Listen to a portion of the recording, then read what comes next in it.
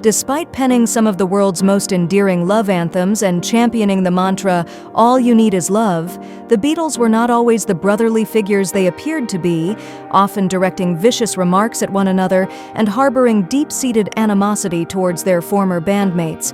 George Harrison, affectionately known as the Quiet Beatle, faced a particularly harsh critique from John Lennon on his debut solo album post-Beatles breakup, All Things Must Pass, with Lennon allegedly mocking Harrison by comparing him to an asthmatic Leon Russell based on the album cover snapshot.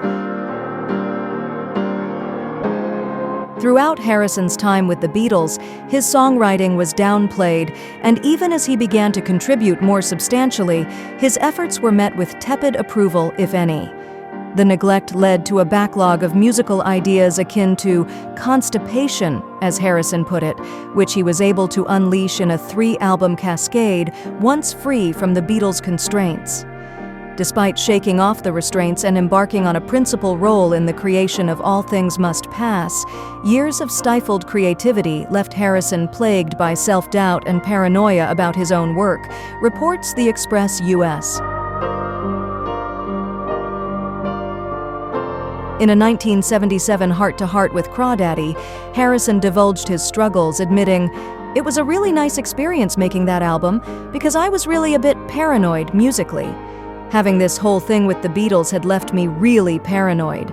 He recalled the studio moments, saying, "I remember having those people in the studio and thinking, God, these songs are so fruity. I can't think of which song to do. Slowly I realized, we can do this one. And I'd play it to them and they'd say, 'Wow, yeah, great song.' And I'd say, 'Really? Do you really like it?' I realized that it was okay, that they were sick of playing all that other stuff." All Things Must Pass didn't just pass the bar. It soared high as both a commercial triumph and a critical darling, boasting hits like My Sweet Lord, Wah Wah, and What Is Life. The lukewarm reaction from Harrison's famous former colleague failed to dampen its triumphant run. Talking to Crawdaddy, Harrison brought up, "I remember John was really negative at the time, but I was away and he came around to my house, and there was a friend of mine living there who was a friend of John's.